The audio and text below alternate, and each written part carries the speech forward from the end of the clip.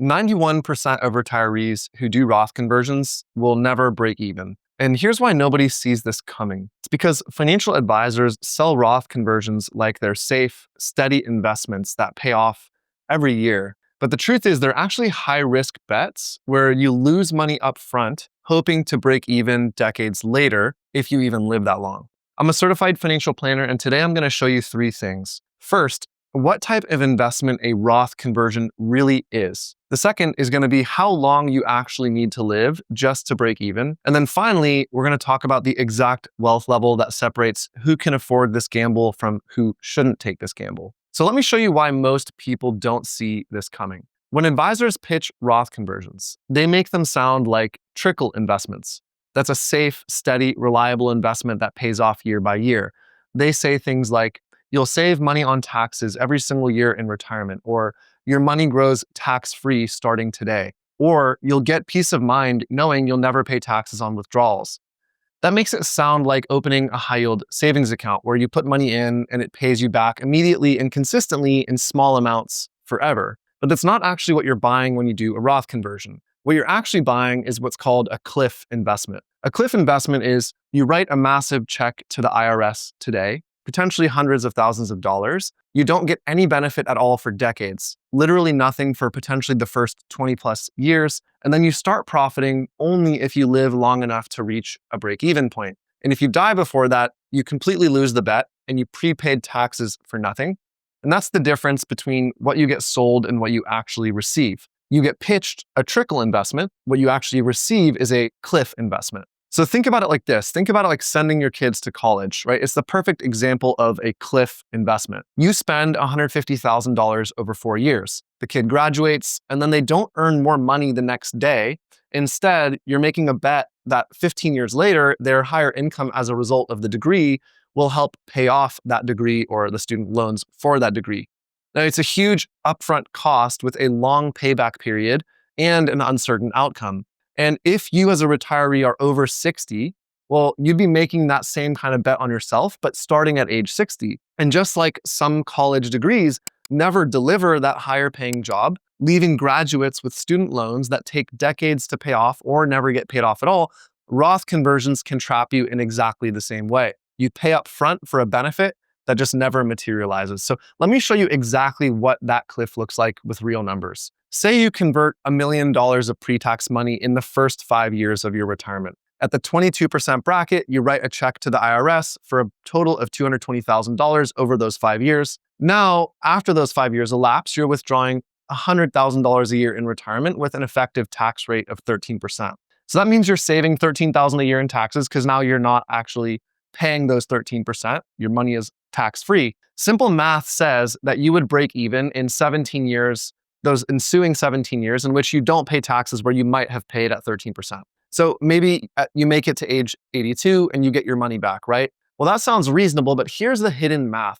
Because of inflation, $220,000 spent on prepaid taxes today is worth more than $220,000 paid back to you slowly over 2 decades. A dollar today buys you more than a dollar 20 years from now. When you account for, let's say, a 3% inflation rate, the time value of money, you actually need to live 24 years to break even in real economic terms as compared to the 17 years in the prior example. That means if you do this conversion, let's say at age 65, you need to make it to age 89 before the Roth conversions even pay off. And remember, that's just to break even. To actually profit on this trade or this investment, you need to live beyond age 89. Now, in my opinion, that's not financial planning, that's gambling. It's hoping you beat actuarial tables. Now, that's an example of a cliff investment. You put the $220,000 down in the first 5 years, and then by age 89, you might see a profit. And most retirees, in my opinion, can't afford that kind of cliff investment. Now, you might be thinking, Eric, what if tax rates do go up in the future? Doesn't that make Roth conversions an automatic win? No, the answer is not really. And this is really critical to understand. Higher tax rates later don't erase the cliff, right? They just shorten the payback period. You still need to recover the entire $220,000 of taxes that you paid up front. You still need to live long enough to break even. Think about it through that college degree analogy. If your kid gets a higher paying job earlier in their career, it helps them pay off their student loans faster, but they still have to pay off the loan. The higher salary doesn't suddenly magically make the debt disappear. That's the same with Roth conversions. If your tax rate jumps from 22% to 28%, yes, you break even on the trade faster.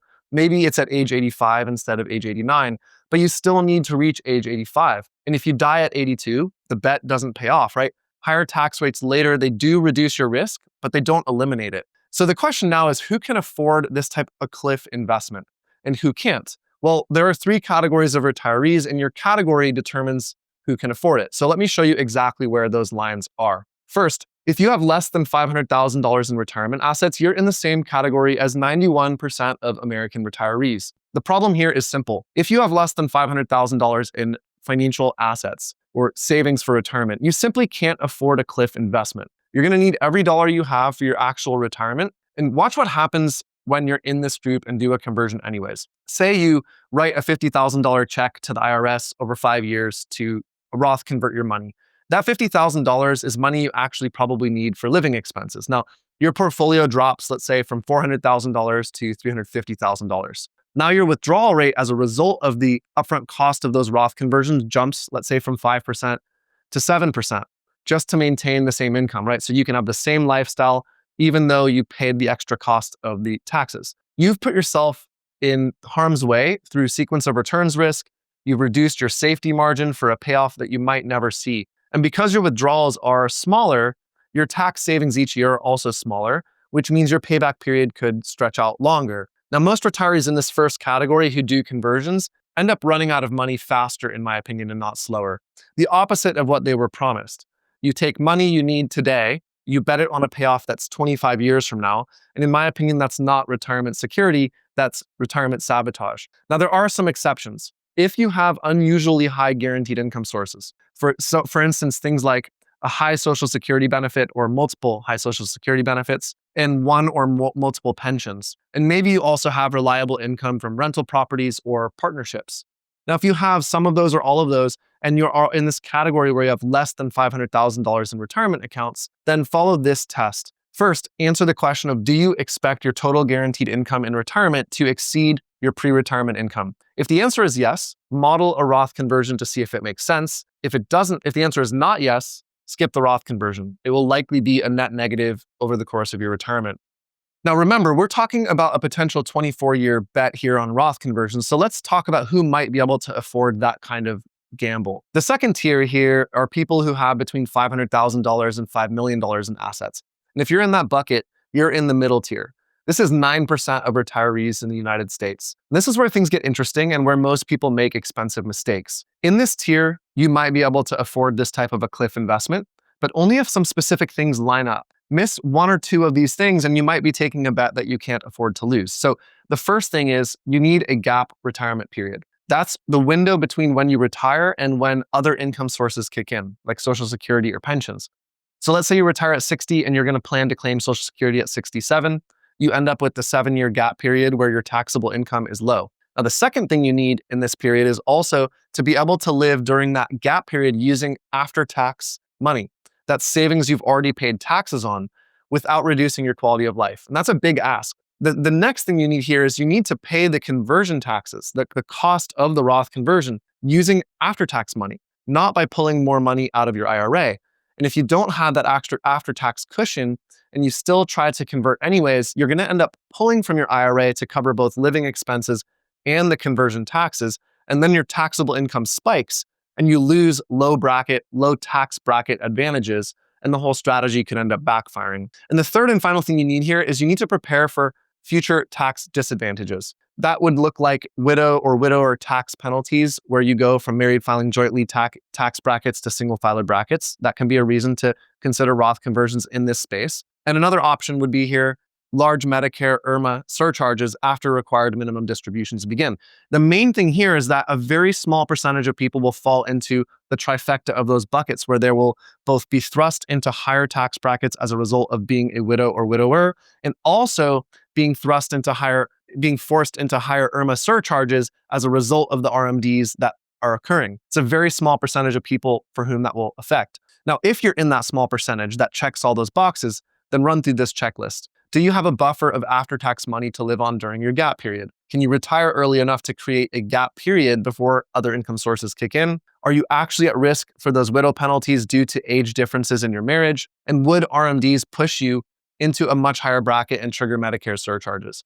Only when most of those factors align does a Roth conversion make sense in this tier of wealth. And then even then, you're still making that cliff investment, right? A reminder at the beginning of this video, you're still betting on a very long payoff period. You're just making that bet with better odds and a cushion to absorb the risk if you're wrong. And for most people in this tier, the answer is still going to be no. Those three factors rarely align perfectly. There's a third tier here. The third tier is for those of you that have 5 million or more in retirement assets. You're in the top 0.2% of retirees. And this is the only category that strikes me where conversions almost always make sense. So the question is why? And there are three reasons. First, you're already going to be likely in the highest tax bracket in retirement due to interest, dividends, and income from the 5 million in assets. You're probably going to get pushed into a higher tax bracket regardless of what you do. The second reason is because your RMDs are likely to be high. If much of that money is in pre-tax accounts, you will likely be in a high tax bracket once RMDs kick in. You'll be forced to take out large amounts of pre-tax money, creating large taxable events, whether you need the money for spending purposes or not. And then the third reason this tier makes sense is because you can actually afford the cost of the cliff investment. You can write that large, potentially $200,000 check to the IRS without it actually reducing your lifestyle and increasing your risk in retirement. You have enough assets that even if you, let's say, die before the payback period, and you personally never see the payoff yourself, your heirs could still inherit a tax-free fortune. And for this tier of people, Roth conversions aren't about personal tax savings. They're mostly about legacy planning. And so if you're watching this video hoping to find out if you're in this category, you'd probably already know. Your CPA would have told you years ago. But it's important that you understand this third tier because then you can recognize when someone is treating you like you have $5 million and should be doing a Roth conversion versus when you don't and should not be doing a Roth conversion. And so now that you know the three different categories, the question is, which one are you in? And more importantly, are you making a bet that you can actually afford? If you want to find out more information, click the first link in the description below this video, or scan the QR code that's going to flash on the screen if you're watching on a TV. I put together a free resource that walks you through the exact steps we use to help people plan their dream retirement. It'll take you about 10 minutes. It'll help you find out if you're in that 9% sweet spot or if you should avoid conversions entirely.